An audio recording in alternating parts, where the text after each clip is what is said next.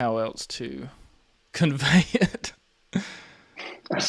Just organise me a gigantic show in America and it'd be cool. Dude, if I ever get a museum that'll let me do something, we'll do it.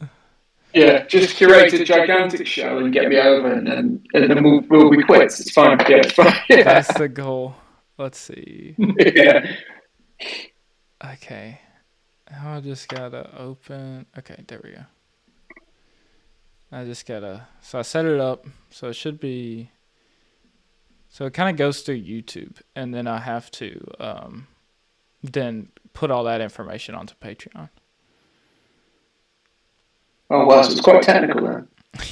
I've spent hours this morning getting all this stuff set up. I have my phone as my camera right now. So I'm on the computer here, and then the phone's right there. So I've my been gosh, doing all kinds of trickery. Let's see. Alright, that should be good. Alright.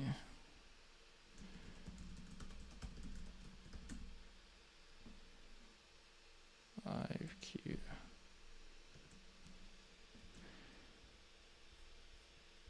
Alright.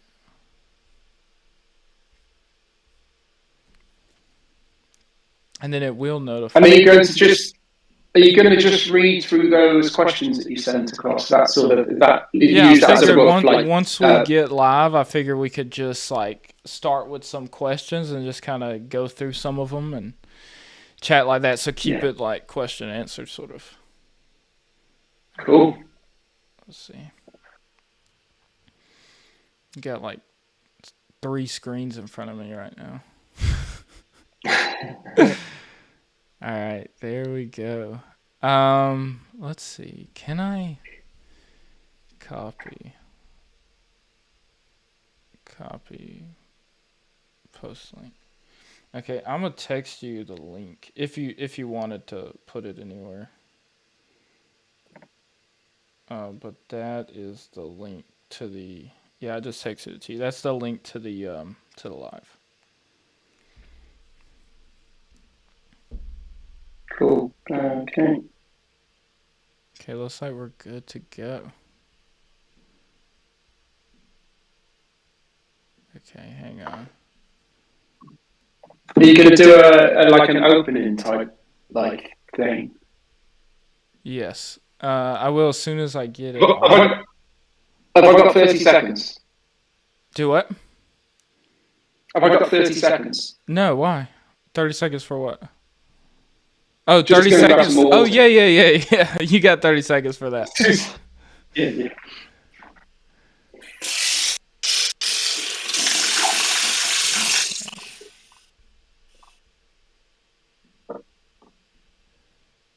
What? Okay. I'm trying to make sure. It's saying error. There's like a little issue, so I'm trying to see.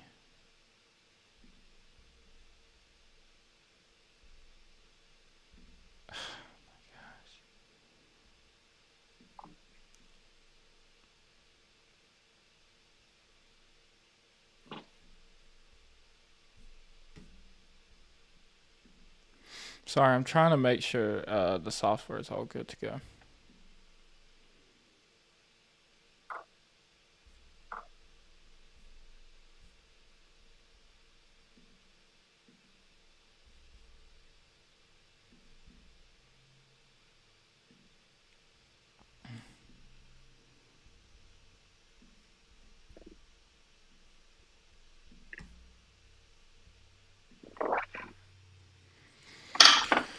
Oh, man. Why is it giving... I don't know what it's doing. This is so aggravating. I've spent hours setting this up earlier and had it perfect. It's always the way. Always the way. Let's see. Come on now. I don't want to waste any of your time.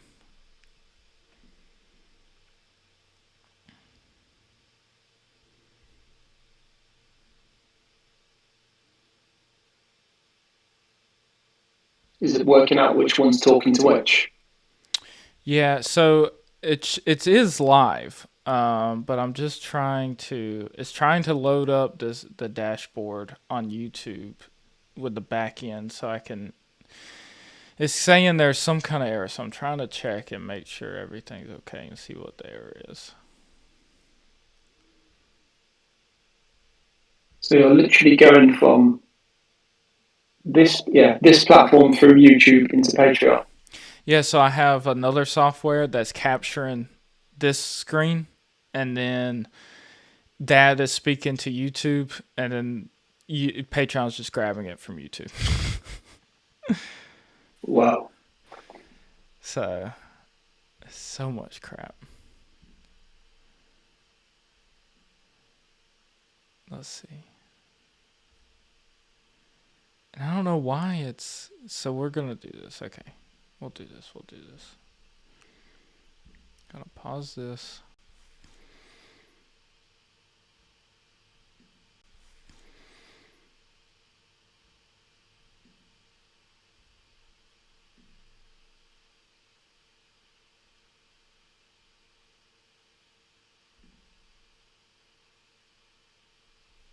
Okay, I think it should be good. Okay, let me just check on here. On the tablet.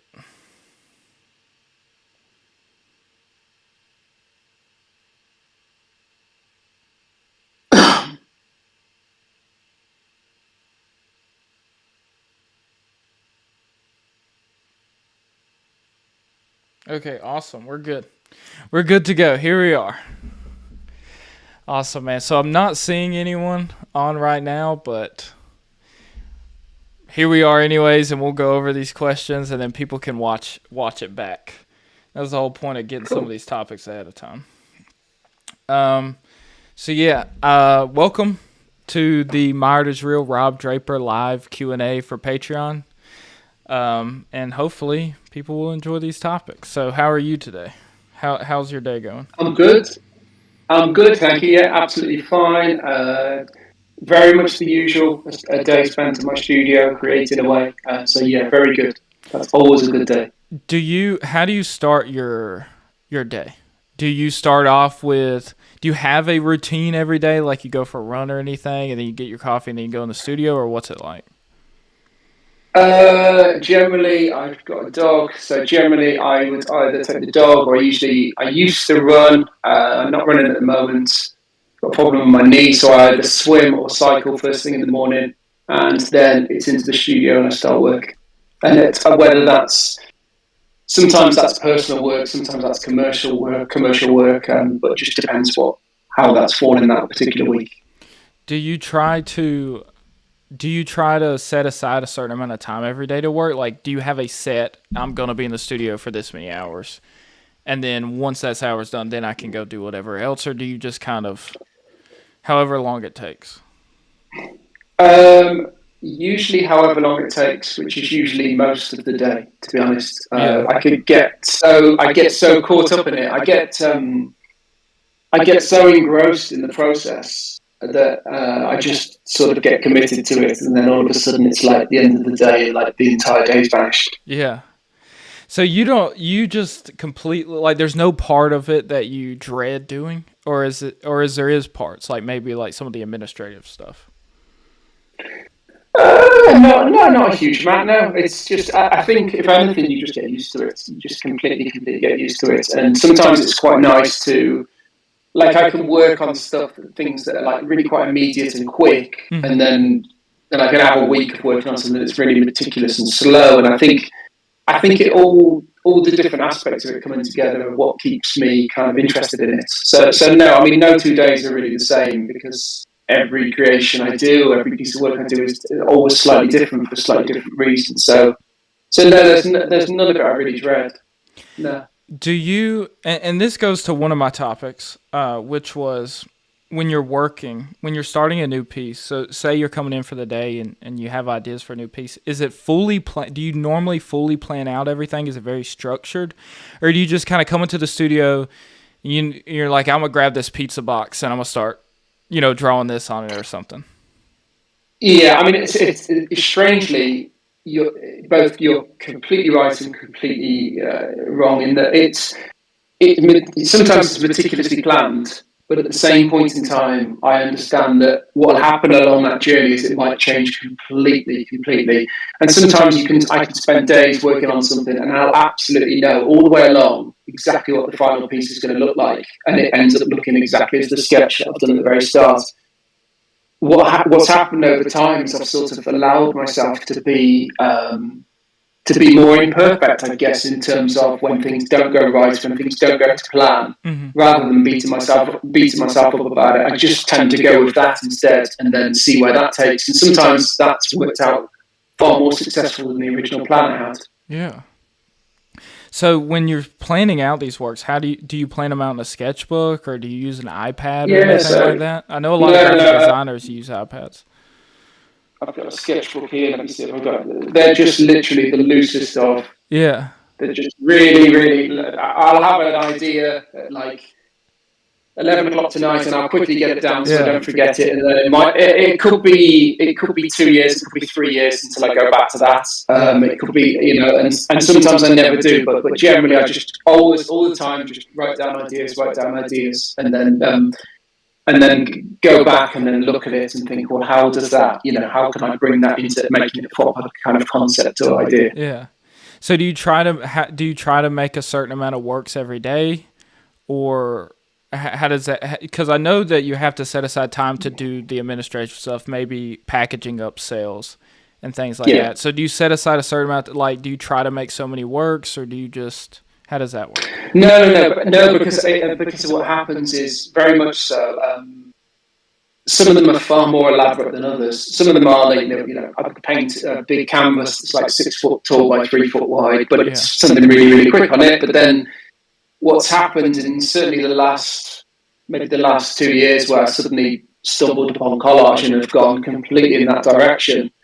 Some of them take so long to do that you could be tied up for 3 or 4 days on one of those, and then of course you've got the kind of the editing of putting together all these different pieces of video at the end to kind of make it into a time lapse. So it just depends. I mean, the piece I put on Instagram earlier today, which is like an IKEA leaflet, that's much more straightforward, where you just put something down, draw on it, single color, film it, edit it, and put it out. But the more, certainly the 3D collages that I've been doing now, they've become much more elaborate in terms of production wise and production value of having to be in the right space to film it, in a certain way, and then how to edit that as well. Yeah. That kind of leads me into one of my other questions is, you do a lot of video creation, and I believe you originally said you got into it because your son was sort of into YouTube and want to make videos and stuff.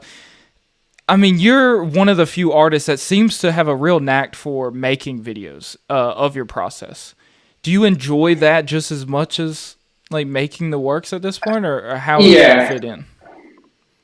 I enjoy it. I mean, what I would say to that is, I think a lot of that, and thank you for that, but a lot of that is by doing it again and again and again. And I think it's by realizing, certainly, going back to what we talked about in the podcast, and where, my story is slightly different, knowing that actually to be able to show the process gave me some kind of reach, and it created a kind of an interest. I always thought that the production of the work felt as important as the actual piece of work, the final piece itself, sometimes more so.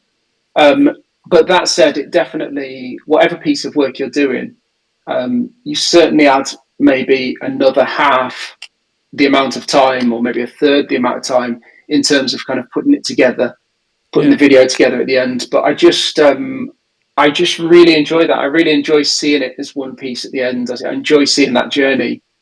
And I think over time as well, if you look at some of the early videos I did, I almost had to, they were much harder at the start, because I would watch them back and I wasn't satisfied with them at all. And I'd have to almost relearn how to draw. Like when I draw, I really used to struggle with drawing horizontal lines without moving the page. I draw vertical lines better than horizontal. But I was like, when you put these things into a time lapse, the thing moves so quick You're like, okay, Yeah. that looks too jumpy for the viewer. So I had to then retrain myself so I could draw horizontal lines without moving the piece of paper. So it kind of even things like that along the way. But I think what happens is the more you do it, the more you polish that technique. The more you look at it, the more you become familiar with it, and the more you think, well, actually, that could work. And it's literally just process and experimentation, which is Yeah. all I tend to do, really. But did you ever feel like you had to create these videos to make your art stay relevant, or was it a very natural thing where it came about? It was Because I see what you mean. not relevant. I see what you Not mean not about. relevant. Yeah. I see what you mean about how it's almost just important the process of seeing the process as the final piece. So It wasn't necessarily from a relevant point of view. It was more so that where I was at, where I live, mhm. I wasn't coming into contact with clients. I wasn't coming into contact with particular commercial projects.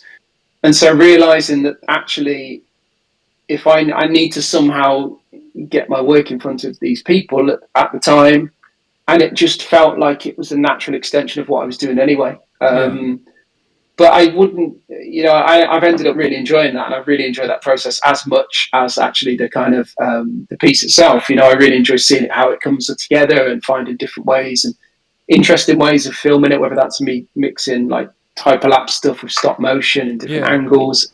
But no, it was about trying to tell a story about what it was all about, and how it came about, rather than just show a finished piece without really knowing the viewer understanding how that came about.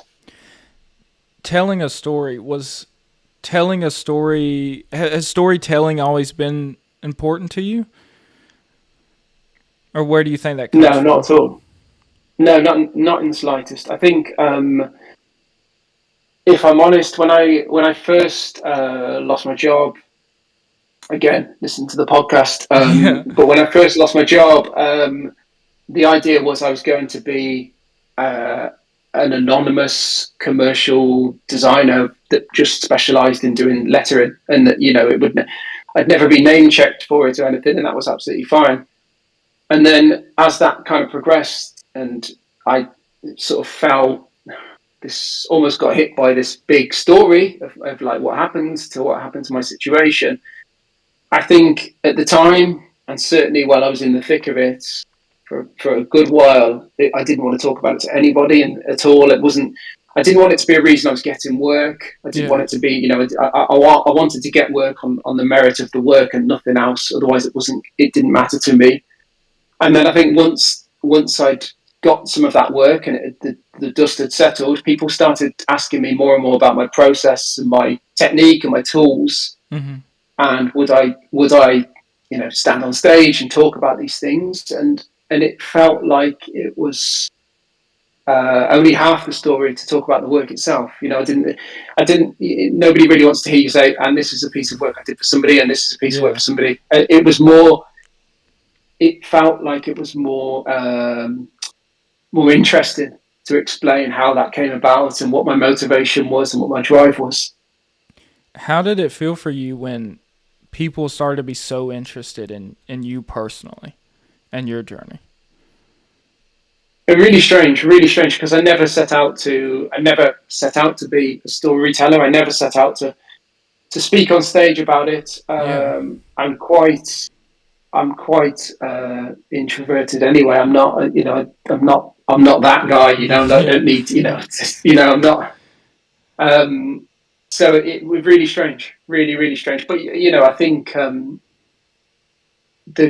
the feedback I've had, I met some really, really lovely people through connecting through my story, and people who've had similar things happen to them or different things, but find a kind of strange connection in that, and so it's definitely been worth it. But it doesn't, it was certainly uncomfortable for a while at the start when Yeah, I bet. I was like, I need to talk about this thing, and Yeah. very strange. Let's see. What are some questions people have? Um, People seem to be very interested in what are some of your top I have these certain. I'll get a new gadget, and it'll be like AirPod Pros.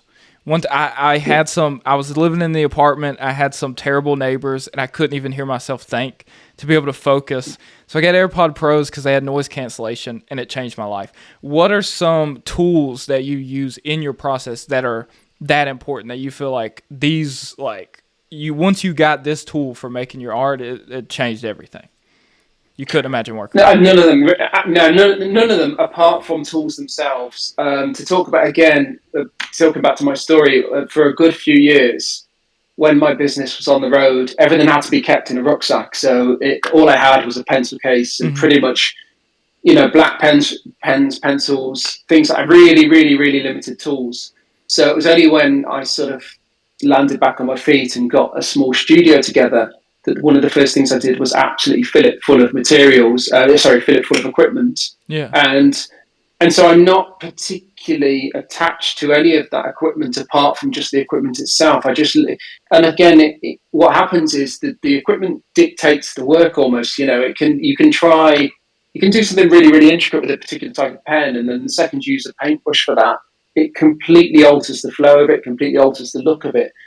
So I try not to get too attached to things either. I try not to, certainly I try not to get too Yeah. attached to kind of any material. It's because I end up breaking things and bristles come out of paintbrushes and everything like that. But Yeah. I get drawn into equipment. Yeah, whatever equipment I can have and materials around me, they can direct the work you're doing, and I find that really, really interesting. I think it'd be interesting for people, and I'm interested to know how do you actually go about filming your time lapses? Do you use a specific camera for it? Is it your phone, or you like have it mounted up, or Yeah, so everything is pretty much 90% of the time is filmed on an iPhone. The 1 year, even the Golden Globes was filmed on an iPhone. It completely. I never wanted it to be about going back to what we just said. I never wanted it to be about the equipment. I didn't want to have like hundreds of thousands of dollars of kind of equipment. yeah, I couldn't afford that anyway. I couldn't afford that, and so I sort of made it my thing that I wanted it to be as accessible as possible.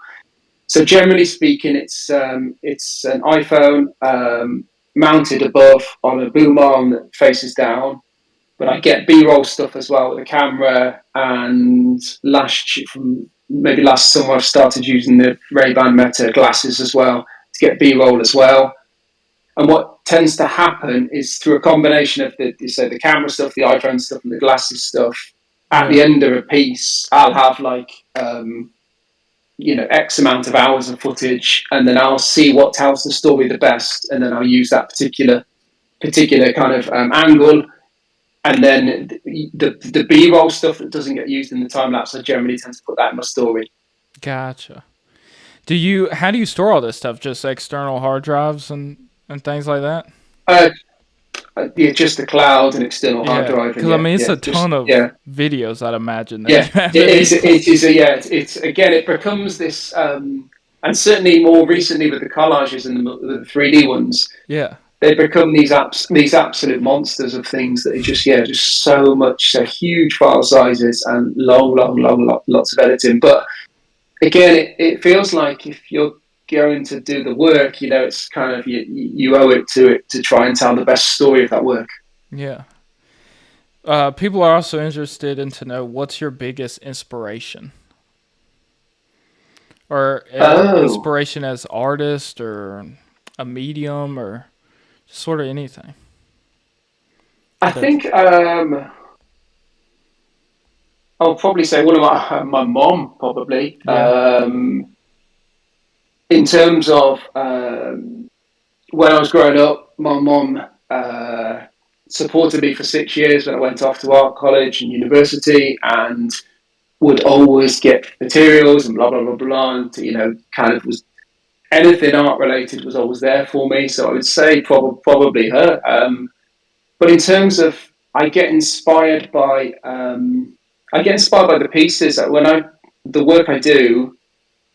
It sort of always almost lights the fire to get to start the next one. If that yeah. makes sense, it's a strange thing. So I enjoy making progress through work as well. I enjoy looking back at it and seeing, like, 12 months ago, I can see that that was much, much rougher, and I've kind of managed to refine that, whether that's a filming thing or whether that's a lettering thing, Yeah. or whether that's a particular concept thing. But I get caught up in kind of trying to better myself, trying to challenge myself as well. So trying to find ways of keeping myself as interested and motivated in it. Yeah. There's there's a lot of people that are wondering, do you ever get artist envy? So, is there any artist that I wouldn't say envy, but is there any artist that you look up to or artists that you're very inspired by that you really enjoy? What are some of your favorite artists? Um, I think my favorite artist growing up, there's a combination. I think I used to go to a lot of galleries. I used to really love Mondrian. I used to love Roy Lichtenstein. But then I really like the kind of the graphic, bold lines of those, primary color stuff. But equally, I was fascinated by Jackson Pollock. I loved that kind of grit and immediacy of Jackson Pollock's work.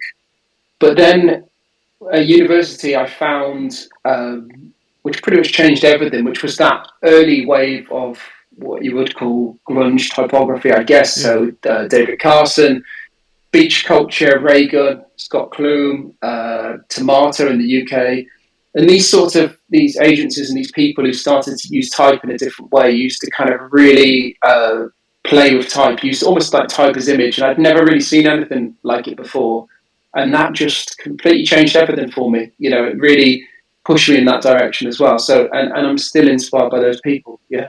Yeah.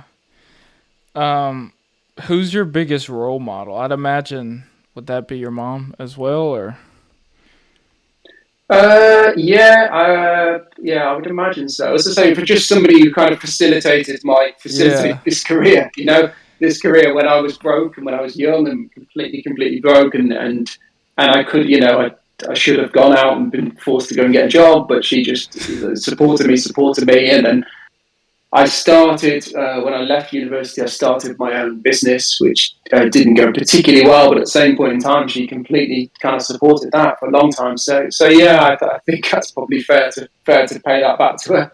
And my sister as well. Yeah, yeah.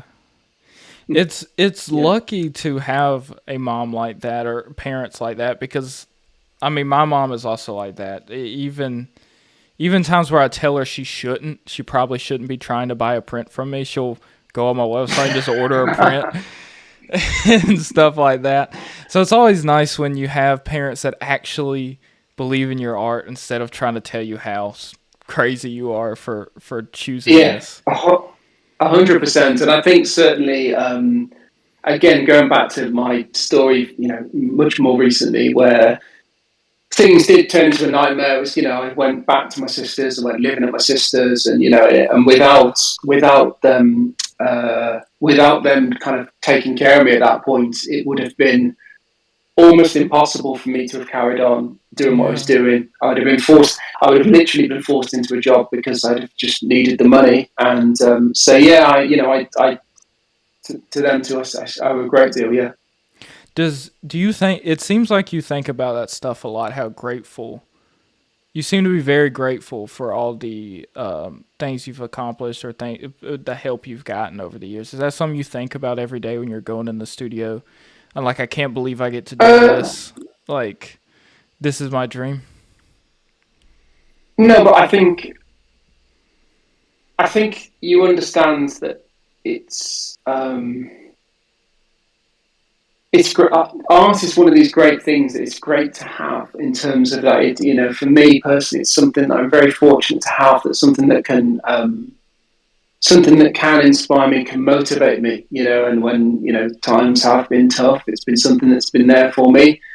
And along the way, whether that's been particularly special clients or friends of mine or family, people who've facilitated that journey, I'm forever grateful to them. Yeah, I Yeah. really am. I think it's a difficult industry at the best of times, and has got difficult people in there. And I think to have people who are kind of on your side supporting you, certainly when times are rough, is it just been an amazing amount of gratitude to those people.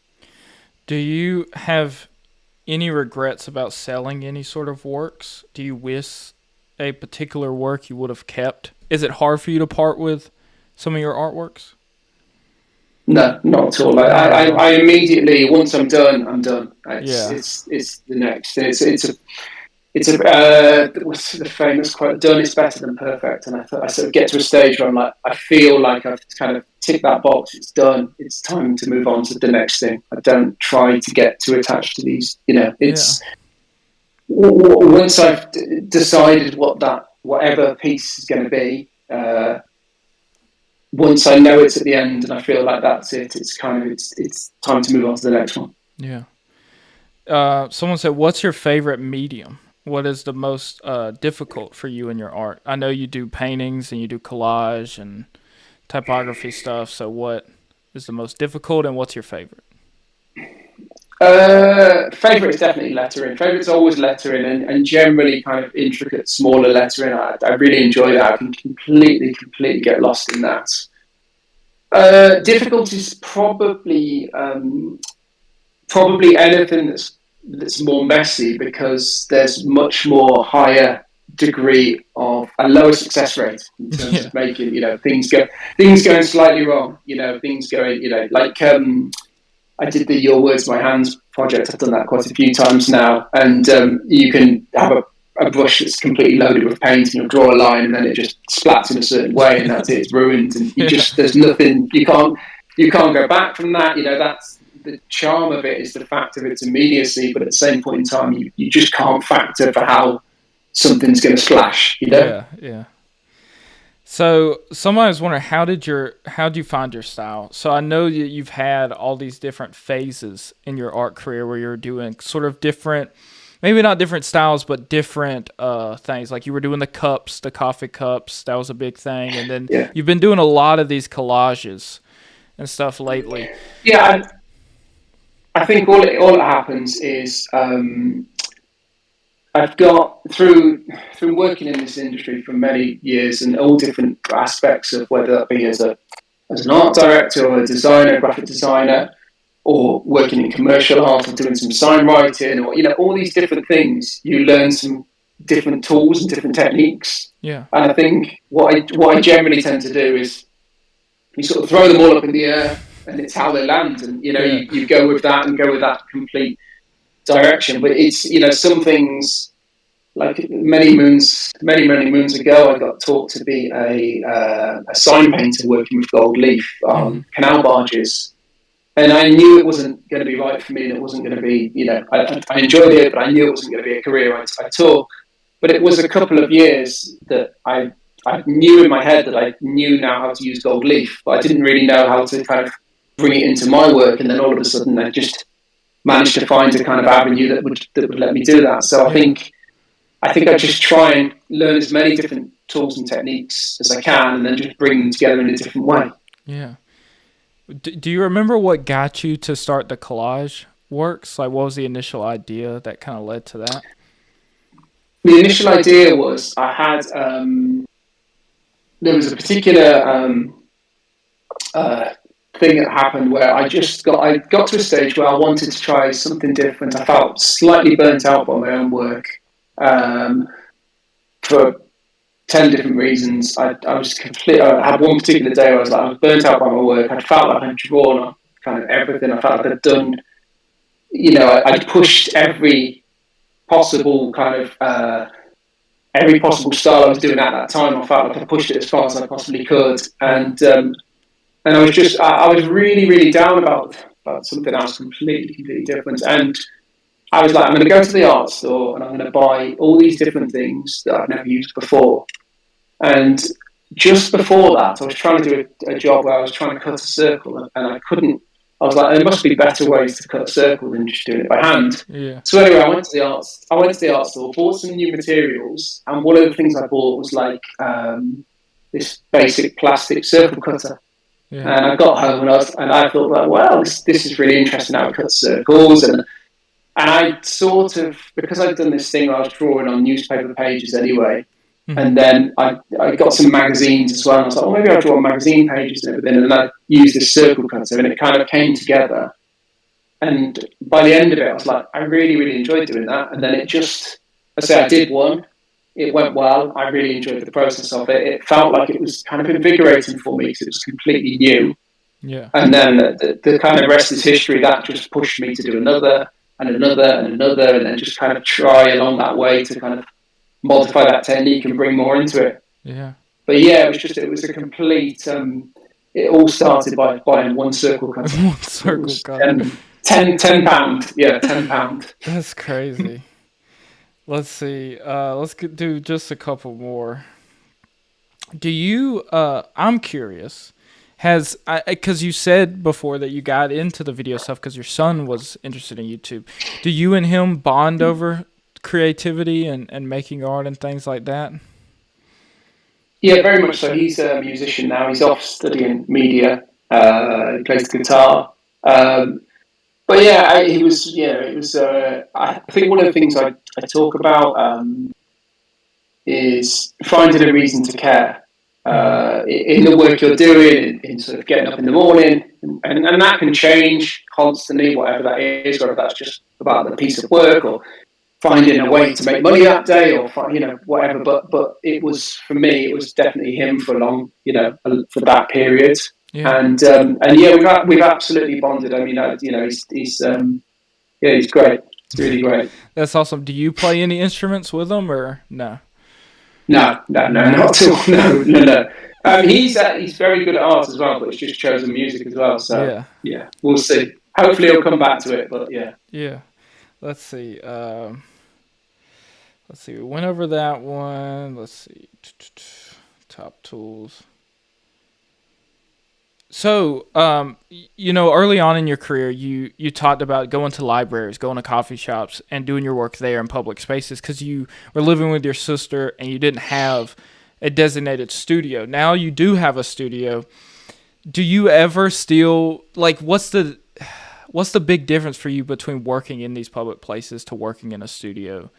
And do you ever go out anymore and get that same vibe, like go out to a coffee shop and sketch and stuff, or? generally not as much because the work has changed along that way. That process has become so. The work feels so different now to what it did back then. It was much more. It was much more simple then, as I said. It was much smaller, black and white pieces. It was stuff that I could take and work in libraries and work in coffee shops with.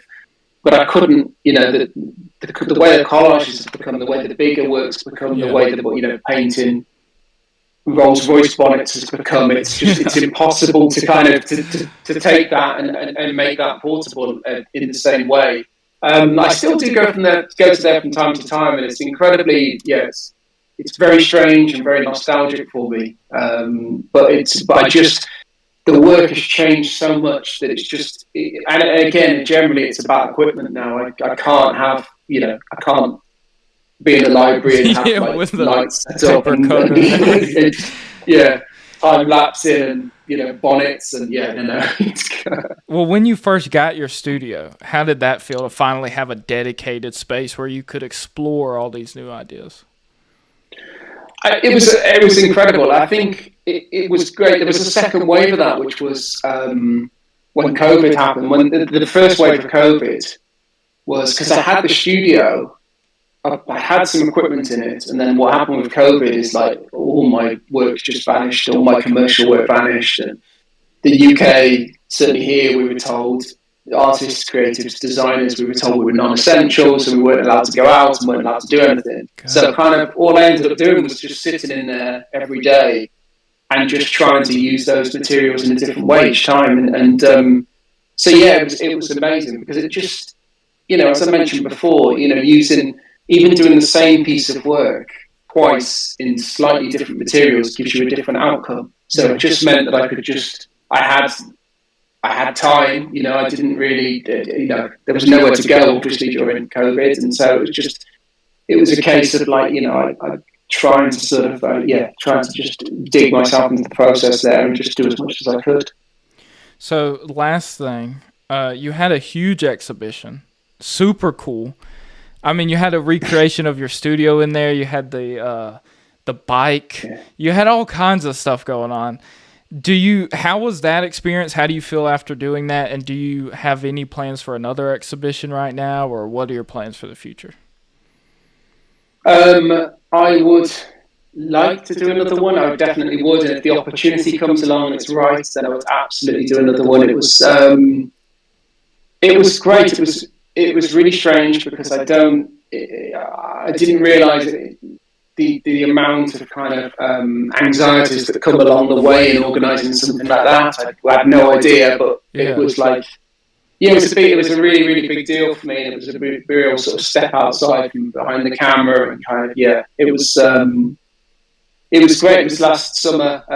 Lots of people came through, and met some really really nice people through it, and it was really. I mean, it was surreal. It was very very surreal to go from somebody who's quite reclusive, works in this tiny studio, to be in this huge space and kind of have all the workouts, and it was just very very surreal. But and it, I think it took me a while to enjoy it. At the Yeah. start, it was just, yeah, I found it quite terrifying. But by the end of it, I was like, it was really great. It was really, yeah, it was really really lovely. Yeah. That's one of the coolest exhibitions I've ever seen. I mean, nobody. I Thank mean, you. you don't see a lot of people doing as big of a scale as that. Like, it was awesome. I wish I could have Yeah, went in person. it was a really really lovely. It was a lovely opportunity. The university got in touch and were like, we really want to sort of tell this story, and and they just had such a wonderful space, and it was, I was completely able to just use all the space, which was, again, as I say, it's fine talking about it now. At the time, it was terrifying because Yeah. it's a huge amount of space, and it's kind of, yeah. But like, once I started, because all the work, a lot of the work was in storage, and then just sort of bringing it all out of storage and seeing it, and seeing that there being this clear journey from drawing on the coffee cups um, to Rolls Royce Yeah. bonnets and kind of everything in between, and some of the commercial work in there, and able to show some of the sketches, some of the behind the scenes stuff of some of the commercial work I've done. But it was a really, really lovely experience. Yeah. And yeah, if the right opportunity comes along, then absolutely I'll do it again. That's awesome. Is there any other Yeah. projects you have coming up that you can talk about, or? Nothing really at the moment, nothing really that I can absolutely talk about, but Yeah. yeah, you'll see. Yeah. You'll Yeah. see. When it happens, it happens. Yeah. Yeah. Awesome, man. Well, thank you so much for doing this. I really appreciate it. This was awesome. I think people are going to enjoy all the advice and all the different parts of your story, adding another layer on top of the podcast. Yeah, I hope so. I hope so. Thank you very much for having me. And yeah, it's been lovely to chat. Thanks so much, man.